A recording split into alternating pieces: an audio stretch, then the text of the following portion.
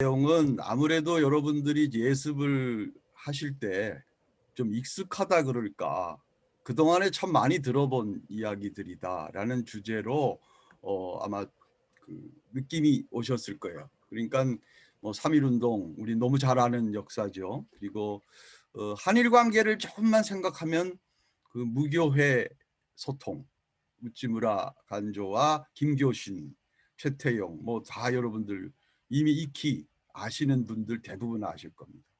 거기다가 뭐 신사참배 문제라고 하면 한국 기독교의 아킬레스건이라고 그럴까, 뭐 하여튼 우리 한국 기독교사 자체만 가지고도 이 신사참배 문제를 넘어서야 되는 그러한 역사적 주제니까 여러분들 대단히 익숙해서 나름대로 상당히 그 공부를 하셨을 거다라고 생각을 하고요. 그리고 또 하나는 이제 이 부분을 일본과 연결해서 정말 한번 정식으로 한번 살펴보자라는 게 이제 오늘의 전체적인 테마가 될 텐데, 그 3.1운동 직전에 있었던 28 동경 유학생 독립선언에서부터 우리가 조금씩 그 되도록이면 제가 여러분들이 어떤 길을 바라보면서 이 주제를 접근해서 바라보면 좋겠는가라는 이야기들을 좀 그 여러분들한테 드리고 여러분들 나름대로 좀 생각할 수 있는 그런 시간들을 갖도록 그렇게 하겠습니다. 근데 우리 이 28에 대해서 여러분들 이미 다 자료를 보신 분들이 대부분일 테니까 한번 생각을 같이 해보자고요. 28을 여러분들 어떻게 생각하십니까? 예를 들어서 조선 유학생들이 이제 동경에 왔습니다. 당시 대체적인 통계인데요. 100% 정확한 통계는 아닌데 600명 정도의 조선 유학생들이 일본에 있었습니다. 대부분 어떤 심정으로 동경의 도쿄에 공부를 하러 왔을 건가? 그 바로 일본에 의해서 조국이 식민 통치를 받고 있지 않습니까? 아주 간단 명료하게, 좀 단순 명료하게 이야기하면 적의 심장부로, 조국의 적의 심장부에 공부를 하러 온 거예요. 그런 심정이었을 겁니다. 상당 부분. 제가 그냥 짐작만 하는 것이 아니라 당시 그 유학생들이 남겼던 아주 개인적인 프라이베트한 그 자료들, 일기라든가 회고록의 일부에 그런 이야기들이 적혀 있습니다. 그러니까 어떻게 보면 굉장히 참담한 심정으로, 쉽게 말하면 이제 우리가 지금 현재 오늘날의 젊은이들이 미국이라든가 유럽이라든가 일본에 유학을 갈 때 그 기분하고는 전혀 다른 그런 심정으로 적의 수도에 공부를 하러 온 거죠. 근데 이들이 모여서 이제 일본에서 공부를 하는 겁니다. 당시 동경의 수준은 상당히 높았어요. 우리가 지금 그냥 뭐 요즘은 서울이 동경보다 더 여러 면에서 발달한 측면도 많고, 뭐 어떨 때는 이제 여러 면에서 이제 일본을 우리가 앞선다 뭐 이런 생각도 할 수 있는 시대에 이미 우리가 와서 살고 있지만, 당시에 한국에서 동경에 와서 도착해서 받는 그 동경 유학생들의 문화 충격이라는 것은 이런 말로 다 못했죠. 그리고 당시 동경은 지난 시간에 제가 말씀드리지 않았습니까? 급속하게 근대화가 진행돼서 이미 동경 안에 유럽 전체가 다 어섞여 있었습니다. 가시적 문화뿐만 아니라 또 하나 참 기가 막혔던 게 1919년 정도를 끊어서 당시 일본의 와사대 대학, 게이오 대학, 동경대학 안 도서관에 있었던 도서 목록들을 좀 봤습니다. 도서 목록. 어느 정도였을 것 같아요, 여러분들? 당시 이미 영국, 프랑스, 그다음에 뭐 유럽의 근대 선진 문명, 근대 철학, 그다음에 근대 그 문학, 대부분의 고전들, 그런 것들이 거의 90% 이상 일본어로 번역 작업이 진행이 돼서 도서관에 콱 들어차 있는 거예요. 그걸 한번 생각을 해보시면 됩니다. 문명이 전이되는 하나의 그 프로세스가 그 어떤 사상의 결정체가 번역되어서 어떻게 전달되느냐 아니겠습니까? 그런 것들을 볼 때 당시 조선 출신의 유학생들이 일본의 대학에 일본의 공공시설에 와서 느꼈던 문화 충격이라는 것은 이런 말로 다 할 수 없습니다. 특히 1911, 12년부터 시작된 일본의 대정 데모크라시, 다이쇼 데모크라시 때문에 이 아주 우리가 잘 아는 일본, 다시 말해 30년대 이후의 파시즘의 일본이 아니라 대단히 사상적으로 자유롭고 그다음에 웬만한 통제가 없는 그 서구 문명이라든가 이런 여러 가지 사상을 받아들이는 거에 있어서는 대단히 여유로운 그런 시대가 1919년 전후였죠. 대정 다이쇼 데모크라시가 아주 클라이맥스로 올라가고 있는 그 단계. 거기에 수많은 그 서구의 근대 사상들이 일본에 접촉되고 집적되고 열람되는 이런 상황에 동경 유학생들은 사상적 충격, 문화적 충격 이런 걸 받게 됩니다. 이광수가 초안을 잡은 28 독립선언서의 내용 중에는 자유, 평화, 박애, 그다음에 뭐 세계 인류 공영 이런 개념들이 상당히 많이 들어가거든요. 그거 이 동경 유학생들이 그러한 정신을 가지고 조국의 독립을 선언했던 그 사상적 배경이 어디서 배운 거였겠습니까? 참 아이러니한 거예요. 이 동경 유학생들이 동경에 모여서 조국의 독립을 소리 높여 외칠 수 있었던 그 공부가 동경에서 이루어진 겁니다. 일본어로, 일본 책으로, 일본 교수들로부터, 일본 교사들로부터, 일본의 학교에서 배운 것이 역으로 자신의 조국을 독립해야 되겠다라는 그러한 넓은 사상으로 연결된 것. 이게 이팔이 갖고 있는 굉장히 큰 의미이고 대단한 그 역설이죠. 그래서 또 더구나 단순 비교를 해서 봐도 당시 제국주의 시대 아닙니까? 세계적으로. 근데 과연 그 인도인들이 런던에 가서 인도 차이나의 프랑스 식민지의 사람들이 파리에 가서 자신들의 조국의 독립을 당당하게 선언했던 케이스가 없습니다. 그렇죠? 더구나 같은 일본의 식민 통치를 받고 있었던 타이완 사람들이 상당히 많이 당시에도 일본에 유학생으로 와 있었거든요. 근데 그 타이완인들이 동경 한가운데에서 타이완의 독립을 선언한 적이 없습니다.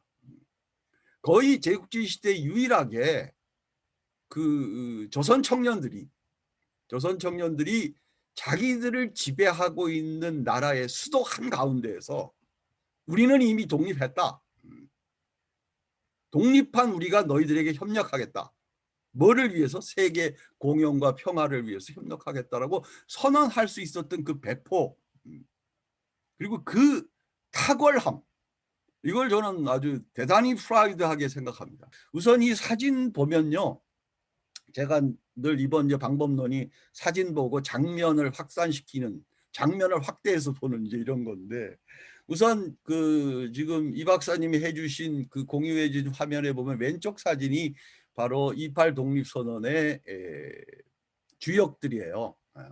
다 크리스찬이라고 볼 수 있죠. 왜냐면 YMCA 기독 청년들이니까.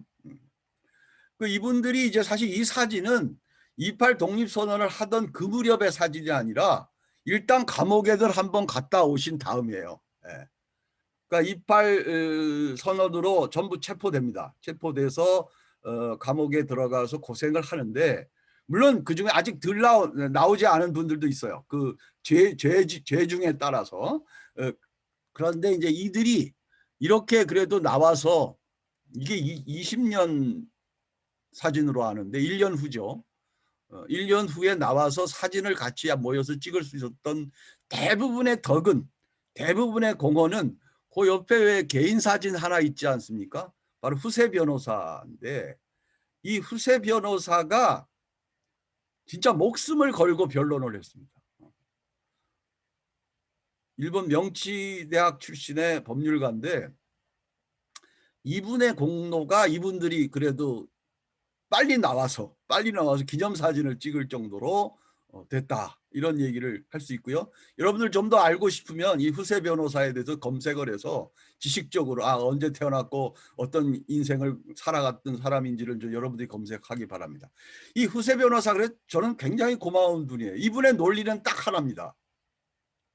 만약 일본 청년들이 자기 조국이 다른 나라의 압제 식민 통치를 받고 있을 때 일본 청년들이 그 적국의 수도에서 우리나라는 독립한다라고 선언하지 못한다면 나는 일본 청년에게 오히려 실망하겠다. 이들이 한 거는 당연하지 않냐. 이 조선 청년들이 일본 동경에서 자기들의 조국이 독립해야 되고 독립을 할 수밖에 없다라고 선언을 한다는 것은 최소한 상식적이지 않냐, 법률적이기 이전에 상식적이지 않냐라는 게 바로 이 후세 변호사의 변론 논리였습니다. 그것이 사실은 당시 대정 데모크라시 안에서, 다이쇼 데모크라시 안에서 일본 법정에서도 어느 정도 통했던 거죠.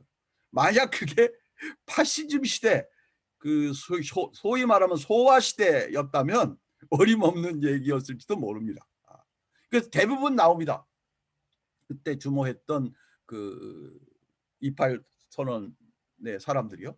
근데 이제 뭐 많은 백관수를 비롯해서 뭐 최파룡을 비롯해서 많은 분들이 공헌했지만 저는 꼭 이 28 조선 유학생 독립선언의 두 사람의 청년을 꼭 얘기합니다. 하는 사람이 이광수고 하나는 송계백인데, 당시 이광수는 독립선언이 되던 28 당시에는 중국으로 벌써 몸을 날리고 없습니다. 동경에는 없는 사람인데, 그러나 이광수가 이 28 독립선언의 선언서를 기초했다는 것, 그리고 그 선언서의 정신을 소통했다는 것.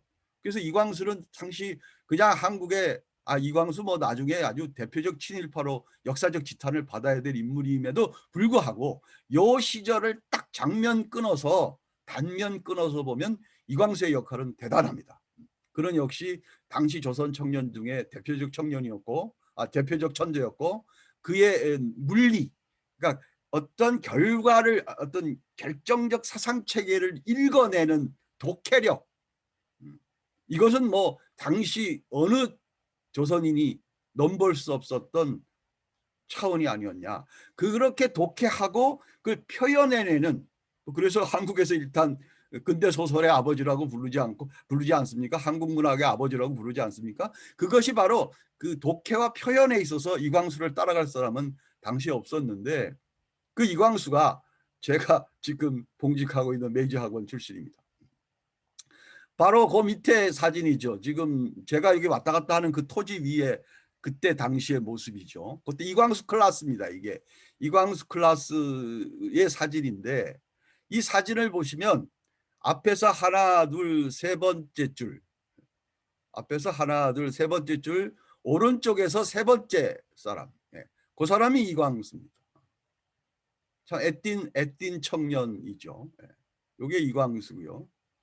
그 다음에 참 재미있는 건 이광수 동급생 같은 반에 문일평이 같이 공부했습니다. 유명한 역사가이기도 하고 뭐 역사하시는 우리 분들, 특히 이 박사나 박 박사는 잘 아실 텐데, 문일평이 바로 같은 줄 맨 왼쪽이 문일평, 아니 그 위에, 그분이 문일평입니다. 그래서 그때 두 사람이 굉장히 친한 친구였고요. 근데 문일평이 일본어가 조금 약했어요. 그래서 이광수가 맨날 그 레포트도 도와주고 그랬습니다. 이광수는 어학의 천재이기 때문에 금방 일본어가 모국어처럼 되지요. 바로 요때 이광수의 첫 작품이 나옵니다. 바로 요 나이 메이지 학원의 교지 시로카네라는 교지에 아이까 사랑일까? 라는 단편 소설을 씁니다. 이게 이광수의 첫 작품입니다. 약간의 동성애에 대한 그 주제인데요. 그걸 가지고 이광수가 문학적 연단을 받은 곳이 이곳인데요.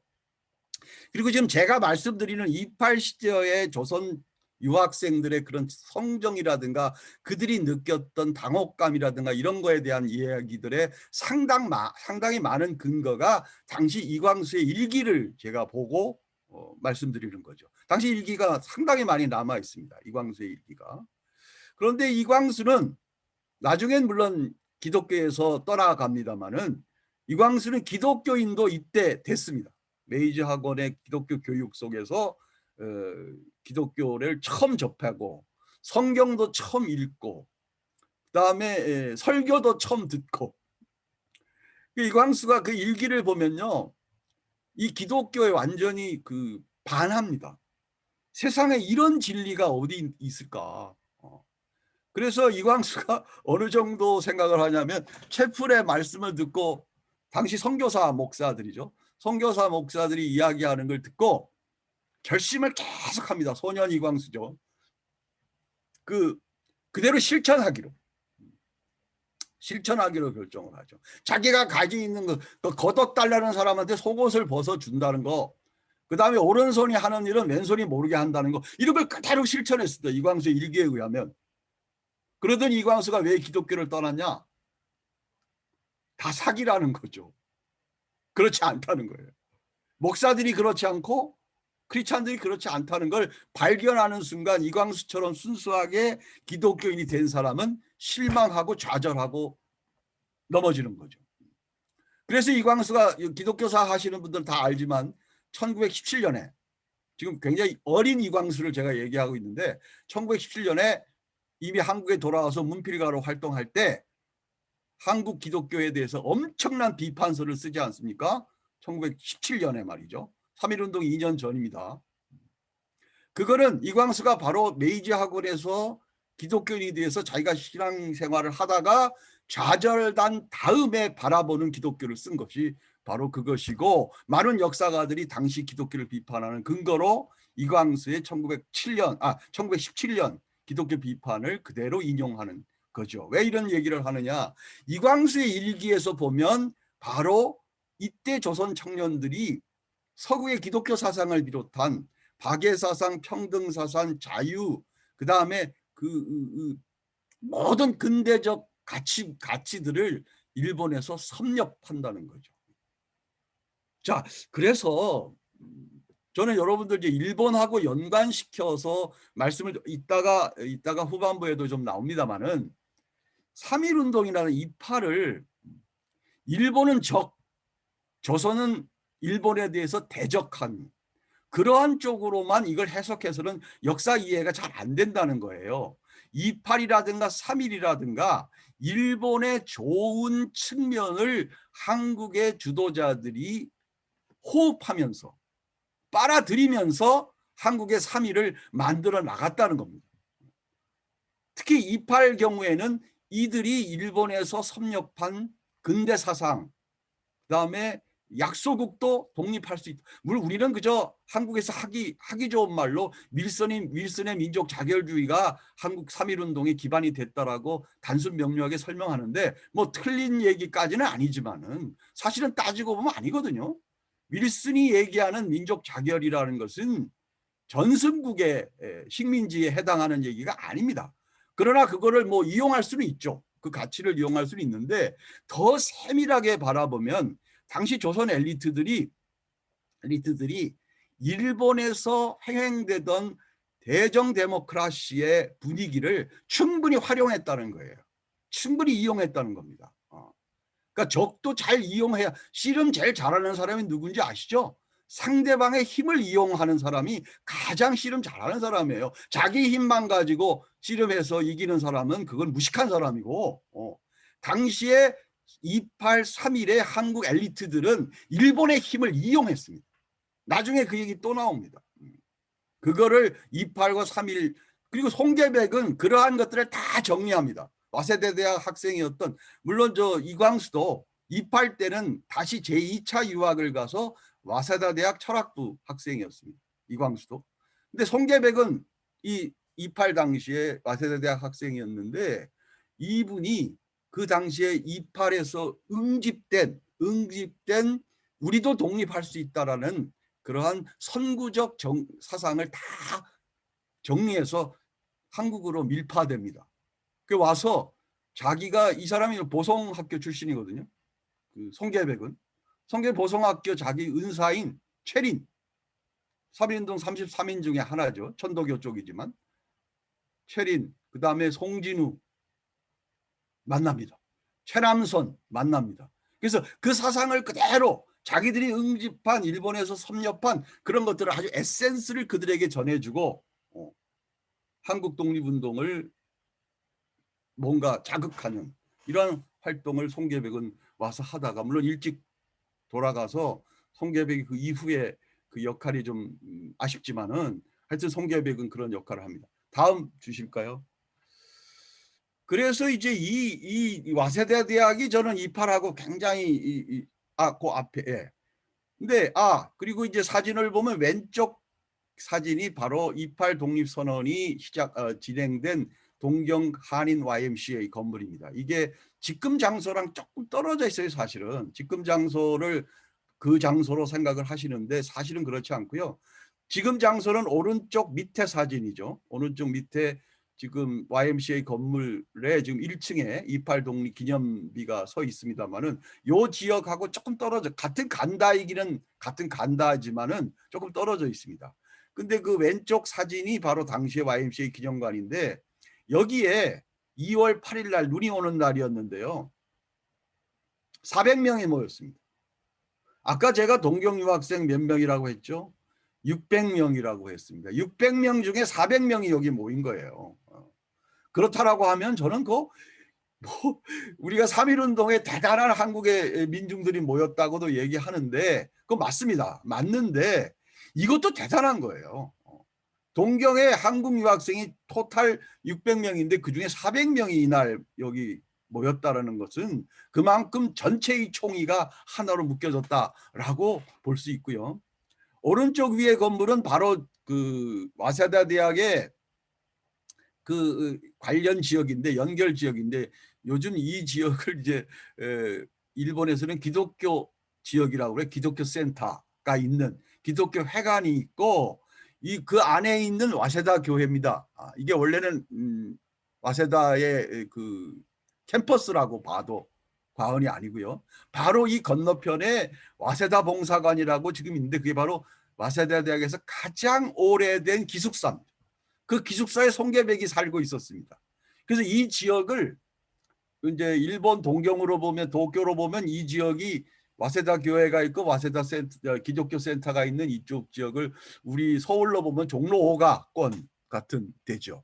종로 5가권 같은 데인데 이 지역을 저는 한국의 28, 3.1운동과 깊은 연관이 있는 지역으로, 하나의 성지로 그렇게 저는 생각을 하고 있습니다. 그건 어떤 관점에서 그러냐면 28이나 3.1운동은 일본의 좋은 기운을, 일본에는 당시 우리를 지배하고 있는 식민지 지배를 하고 있는 적국이지만 일본 안에도 선한 기운이 흐르고 있어요. 그 선한 기운을 우리가 잘 이용하면 우리의 힘이 된다라는 걸로 볼 때 28이나 3.1을 그렇게 일본 대 한국, 적과 적 이렇게 보지 말고 그 안에 선한 기운은 서로 소통한다. 이게 오히려 기독교적 관점이 아닌가 싶어요.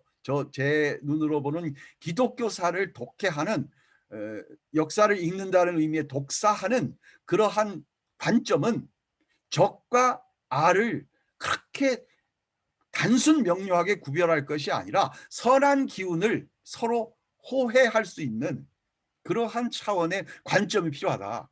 3.1운동과 28을 무조건 한국 대 일본의 싸움으로 볼 것이 아니라 당시 한국 청년들이, 한국의 민족운동 지도자들이, 특히 그중에 크리스찬 지도자들이 일본의 선한 기운을 흡입해서 우리의 것으로 만들었다라는 측면에서 28과 3.1을 좀 다시 읽어볼 수도 있지 않느냐, 이런 얘기를 하고 싶습니다. 다음 볼까요? 네.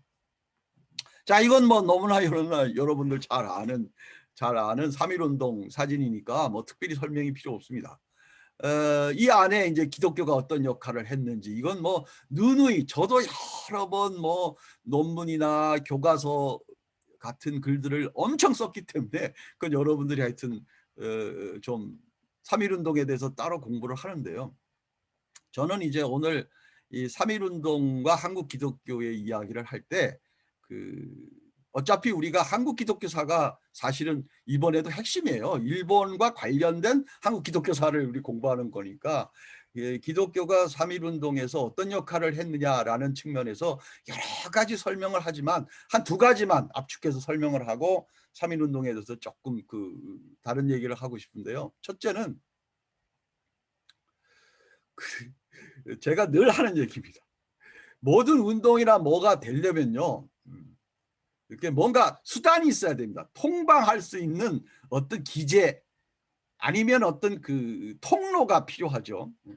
지금 동경 맨 가운데, 뭐 동경 한가운데 여기 지금 시로칸에 매그로인데, 매그로에 제가 앉아서 여러분들하고 소통하고 있는 건 고맙게도 이 와이파이와 줌이라고 하는 이게 있으니까 가능하죠. 이게 뭐 연구소로 가고 해서 다 이렇게 연결이 되지만 이게 없으면 사실 제가 아무리 좋은 의도를 가지고 여러분들에게 뭔가를 말씀드리고 싶어도 불가능하잖아요. 이게 바로 그 소통의 기제고 커뮤니케이션이고 네트워크입니다. 그 네트워크를 기독교가 했다는 거에 대해서 저는 아주 프라이드를 갖습니다. 당시 3.1운동에서 기독교 없이 이게 되겠어? 라고 하는 것 중에서 뭐 아까 제가 이파를 얘기하면서 일본에 와서 공부하던 청년들이 가지고 있었던 세계적 사상에 대한 보급이라든가 이런 거 뭐 당연히 중요하죠. 그러나 꼭 그것만이었다 이렇게 볼 수는 없는 거죠. 왜냐하면 동학의 청년들도 할 수 있었던 것이고 또 뭐 다른 측면에서도 충분히 또 서구의 좋은 사상이 들어온 것뿐만 아니라 일본의 다이쇼 데모크라시의 사상이 들어온 것뿐만 아니라 한국의 내발적으로도 자발적으로도 그런 사상을 잉태할 수 있었기 때문에 이것이 이것이다라고 이퀄로 얘기하기는 어렵다. 그렇다면 더 정확한 건 뭐냐면 네트워크에 대해서는 뭐 두말의 여지가 없죠. 과연 당시에 한반도 안에 삼천리 반도 금수강산 안에 교회의 연결고리가 없었다면 그리고 기독교 학교라고 하는 각 스테이션에 근거지가 없었다면 모 교회가 없었다면 지금 여기 사진 오른쪽 맨 밑에 있는 사진이 서울역 앞에 있던 세브란스 병원인데요. 이 세브란스 병원이라는 게 단순히 병원이 아니라 당시 3.1운동에서는 사령탑이었습니다. 예를 들면 이런 것 역할을 없이 어떻게 가능했겠느냐. 예를 들어 여기 지금 왼쪽 아래에 있는 분 얼굴이 이 난강 이승문 선생인데요. 이 이승문 선생도 당시에 자신 몸을 피하면서 서북 지역 사령탑 노릇을 하기 위해서 기홀병원에 입원을 했습니다. 평양에 있는 기독교 병원에 들어가 계셨고요. 예를 들면 서울역 앞에 있었던 세브란스 병원은 완전히 서울역을 통해서 전체 조선반도의 여기저기로 선언문과 통지문이 가는 지역의 역할을 하고 이 세브란스 병원에서 근무하던 이갑성이라든가 이런 분들이 바로 그 역할을 한 거예요. 그러니까 적어도 3.1운동에서 기독교가 갖고 있었던 파이프라인, 이 파이프라인에 대한 프라이드를 우선 크리스찬들은 가지고 이 어떤 선한 일을 할 때 과연 교회가 요즘은 좀 비판적인 얘기를 하면 교회는 너무 입만 가지고 뭘 하려고 그래요. 입만 가지고.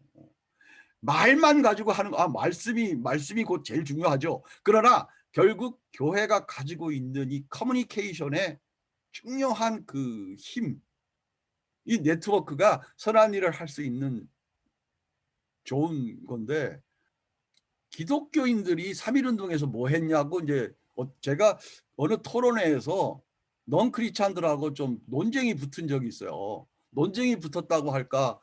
야, 뭐 기독교 사람들 너무 3.1운동 자기들이 많이 뭘 했다고 그러는데 사실 그게 그렇게 대단한 거냐? 뭐 이런 식으로 이제 얘기를 하는데 저도 또 약간 다혈질이거든요. 그걸 못 참죠. 그래서 이제 바로 제가 대답한 게 뭐냐면 기독교인 아닌 사람들이 죽을 거 기독교인이 다 대신 죽어줬다고 얘기를 했어요. 뭐 제암리 사건, 스천리, 강서 반석교회 이거 다 그런 겁니다. 사실 그 평신도들 크리스찬이라고 해서 무조건 그렇게 희생을 당할 이유가 없었어요. 사실은 몇몇 주모자들은 물론 있었지만요. 그러나 훨씬 많은 것으로 이분들이 당했습니다. 당한 거는 선입감이죠. 일본 헌병이나 일본 경찰이나 조선 총독과 볼 때 이거는 완전히 한국 기독교인들이 의식화되어서 요 기독교인들이 불순분자가 되어서 조선 독립을 선언하고 조선 독립을 아주 도모한 이런 녀석들이니까 얘네들은 아예 싹 발본색원 해버리는 것이 좋다라는 식으로 기독교인들을 몰아붙인 거죠. 그렇다면 그거를 자이든 타이든, 그래서 통계를 늘 그렇게 저는 얘기합니다. 뭐 기독교인들 뭐 얼마나 3.1운동에 역할을 했냐 그러면, 야 그럼 감옥에 가서 숫자 세봐. 감옥 참자들 중에 크리스찬 퍼센테이지가 몇 퍼센트지. 다른 건 다 그만두고 여성들 중에 3.1운동으로 들어간 사람들 보면 60% 이상이 이게 크리스찬입니다. 당시 한국 전체 크리스찬 퍼센테이지를 가지고 이 60% 이상의 여성 크리스찬 3.1운동 수감자들을 보면요, 뭐 더 이상 할 말이 없죠. 그 두 가지를 여러분들 기억하시고 3.1운동과 2.8에 대해서는 앞으로도 계속 자료를 좀 읽어보시고 궁금한 거는 따로따로 검색을 해보면 따로따로 다 나옵니다. 그렇게 좀 하시면 좋겠고요. 다음으로 넘어가죠. 자, 이제 일본 기독교가 이 3.1운동을 어떻게 봤느냐 하는데, 여기도 선한 기운이 있습니다. 악한 기운도 있고 선한 기운도 있습니다. 일본 기독교는 3.1운동이 한국 크리스찬들에 의해서 주도되는 걸 당시에 잘 알았어요. 총독부뿐만 아니라 일본 정보기관이라든가 일본 정부보다 더 잘 한국의 조선전도론에 의해서 와 있었던 일본 목사들, 아까 이순자 박사 그런 얘기를 했는데 현장에 있는 분들이 많이 알거든요. 예를 들면 당시에 조선조합교회가 150여 군데가 한국 각지에서 목회를 하고 있었습니다. 상당히 많은 수의 그 크리스찬들을 보유하고 있었습니다. 그리고 교회가 조선 총독부와 일본 기업의 돈으로 상당히 선교비도 넉넉한, 요즘으로 치면 부자 교회들이었습니다. 그렇기 때문에 당시 어느 지역에 있든지 민심에 대한 여러 그 안테나가 굉장히 높았습니다. 다시 말씀드려서 그러한 연유로 인해서 3.1운동 이후에 그렇게 번성하던 일본 조합교회가 하루아침에 쫄딱 망했죠. 그만큼 예민한 민심의 척도를 읽고 있는 것이 이 조합교회인데요. 조합교회 정보망에 의하면 벌써 이 3.1운동은 조직적인 한국 크리스찬들의 움직임에 의해서 진행됐다는 것을 일본 정보기관보다 먼저 섭렵했던 것으로 확인되고 있어요. 그것이 제일 잘 기록되어 있는 것이 일본의 기독교계 언론들입니다. 거기에 보면 여러 형태의 3.1운동에 대한 논평들, 해설 기사들이 나오는데요. 그중 대표적인 인물이 지난번에도 우리가 악명 높은 사람으로 얘기했던 왼쪽 위에 있는 바로 조선 선교사죠. 와다세 츠네요시라는 분이죠.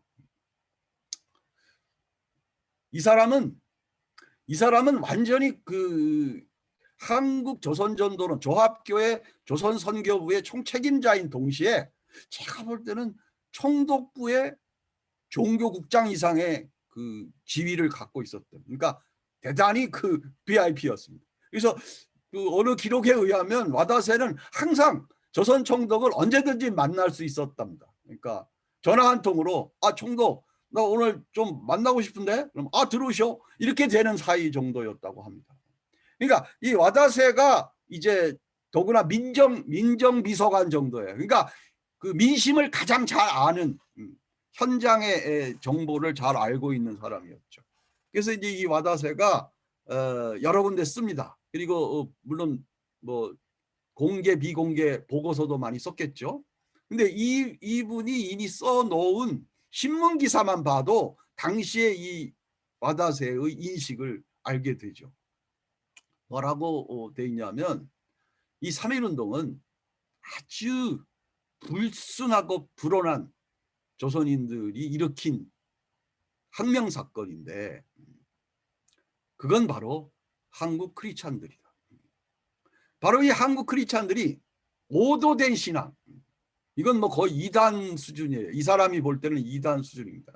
이단 수준이 제일 재밌는 얘기는 예수의 사랑을 모르는 크리스찬들, 예수의 가르침을 모르는 크리스찬들. 그 말이 아주 대단해요. 그러니까 크리스찬은 크리스찬이에요. 근데 예수가 가르친 사랑에 대해서는 원수를 사랑하라는 거 지들이 원수인지는 아는 모양이에요. 원수를 사랑하라는 그 가르침을 다 잊어버린, 그거는 아예 무시하는, 증오와 반역과 그리고 자기들의 헤게모니만을 생각하는 그러한 한국 크리스찬들, 그리고 기독교를 자기들이 목표하는 정치적 목표에 이용하기 위한 하나의 수단으로 기독교와 교회 조직을 이용하는 불순 크리스찬들, 소위 크리스찬들에 의해서 이 운동이, 이 사건이 일어났다. 조선 소요 사건이라고 불렀죠. 이 조선 소요 사건이 일어났다라는 게 와다세의 총정리였고, 그 와다세의 총정리가 바로 그대로 조선 총독부의 3.1운동 인식이었습니다. 그렇다면 일본 기독교는 엄청나게 나쁜 역할을 한 거예요. 한국의 3.1운동이라고 하는, 그리고 3.1운동을 일으킨 한국 크리스찬들의 절대절명의 그 순수하고 그 어떻게 보면은 희생적인 그러한 것들을 한마디로 딱 정리해서 예수의 사랑을 망각한, 아니면 기독교를 수단으로 전락시킨 그런 불순 기독교인들의 소요가 바로 이 조선 소요 사건의 핵심이다라고 와다세가 정리했고, 그 와다세의 정리가 그대로 조선 총독부와 일본 정부의 3.1운동 인식이었다는 것은 같은 크리스찬으로서 고백하는 일본 교회에 대해서 우리가 엄청나게 섭섭한, 어떻게 저런, 우리는 이제 거꾸로 얘기할 수 있죠. 저런 인간이 어떻게 크리스찬이야라고 얘기할 수 있는 게 바로 와다세의 논리였습니다. 그러나 또 꼭 그렇지만은 않은 것이 일본 기독교의 내부의 선한 흐름으로 있기는 있습니다. 완전치는 않지만요. 그러니까 완전치는 않다는 건 저는 이렇게 늘 얘기합니다. 역사라는 것은 그 상황이 지배하고 있거든요.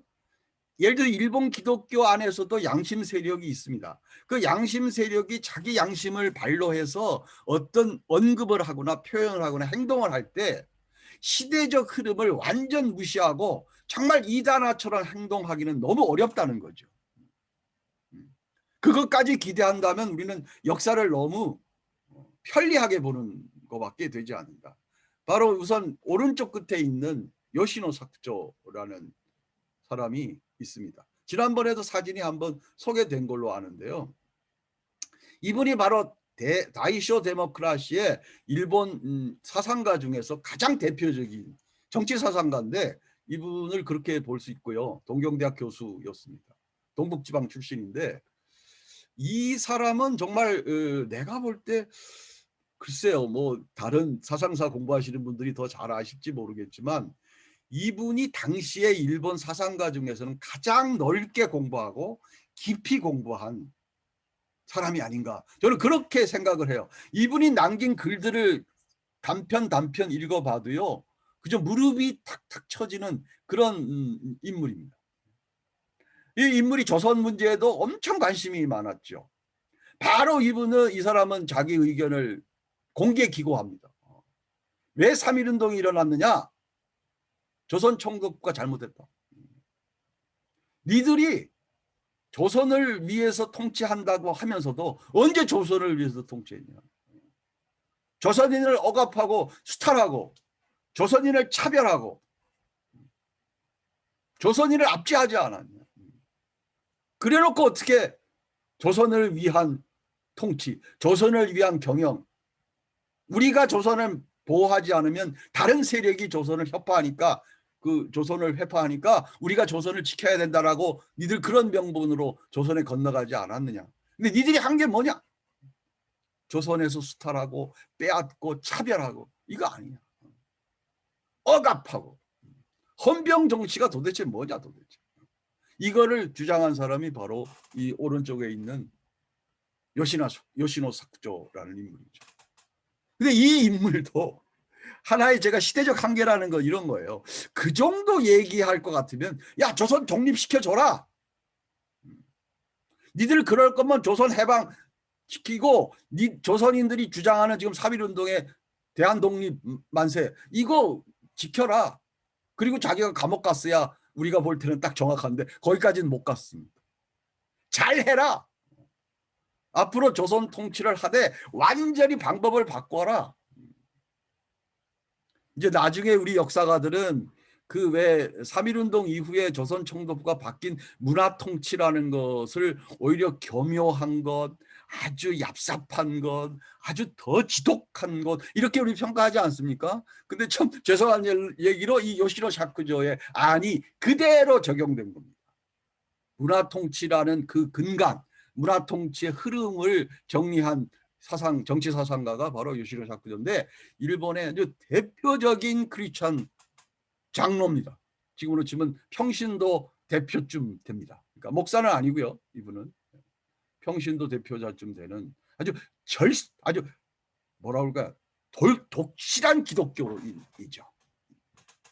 자, 맨 가운데 있는 분 이분이 이제 그 시골 교회 목사 제가 지난번에도 얘기해 가시와기 기엔이라는 분인데요.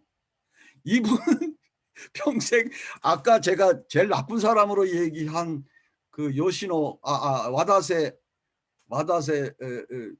그 쯔네 요시의 전생에 뭐가 있는 것 같아요. 하여튼 와다세가 뭐 얘기하면 계속 이분은 그 가운데 있는 그 가시와기 기행은 와다세 비판하는 걸 업으로 삼습니다. 네가 그런 말 할 자격이 어디 있어. 내가 언제 너 보고 조선에 가서 선교하라 그랬어. 조선에 선교하면 안 돼. 네가 선교해야 될 제비가 안 돼. 너 같은 사람은 가서 하면 안 되는 거야. 계속 이제 비판하죠. 그리고 3.1운동에 대해서도 와다세의 판단을 부인합니다. 네가 분석하는 원인이 조선의 3.1운동의 원인은 아니라고 자기는 본다. 그리고 이제 이 양반이 광분한 것은 바로 아까 우리가 얼핏 지나갔죠. 제암리교회 학살 사건이 일본에 알려졌을 때 뭐 아주 심각하게 이 가시와기는 통탄을 합니다. 통탄을 하면서 도대체 이런 일이 있을 수 있냐. 일본이라는 나라가 이런 나라냐. 라는 거를 이제 통탄하면서 그 책임자 처벌 재발 방지 그리고 이 모든 관계의 책임을 조선 총독부는 져야 된다라는 이야기를 여기저기 쓰고 있습니다. 근데 역시 이분도 조선 독립시켜라. 조선 독립해야 되지 않냐. 라는 얘기를 못하는 이유는 제가 아까 얘기하는 시대적 프레임이 있다는 거죠.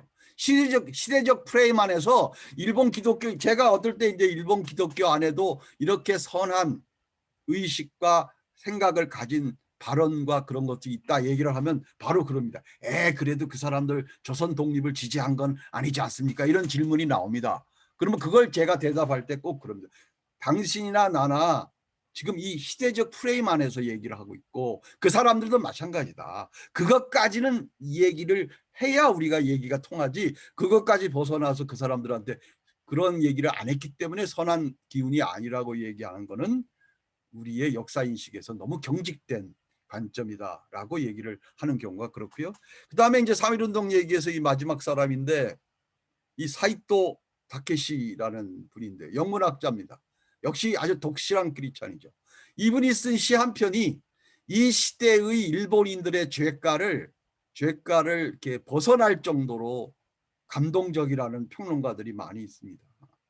그 어떤 사륙 사건이라는 여러분들 본 적 있어요. 제가 뭐 제 여러 글 논문에 많이 있으니까 바로 검색해 보세요. 어떤 사륙 사건 사이토 다케시가 쓴 바로 그때입니다. 제암리 사건이 일어난 직후에 쓴 그 한 편의 시. 딱 한 구절만 제가 여기다 썼습니다. 이 일을 참여하지 않는다면 저주 있을진저 동해 군자의 나라. 저주 있을 동해 군자의 나라가 어디입니까? 일본입니다. 자기 조국에 대해서 저주를 퍼붓는 겁니다. 너희들이 이거 회개하지 않으면 이 나라는 저주를 받을 거다. 이런 시를 한 편 써서 그것이 복음신보라고 하는 신문에 그대로 게재가 됩니다. 그래서 저는 다이쇼 데모크라시가 대단하다고 봐요. 그때 그것 때문에 사이토 다케시가 감옥에 들어가거나 그렇지 않았습니다.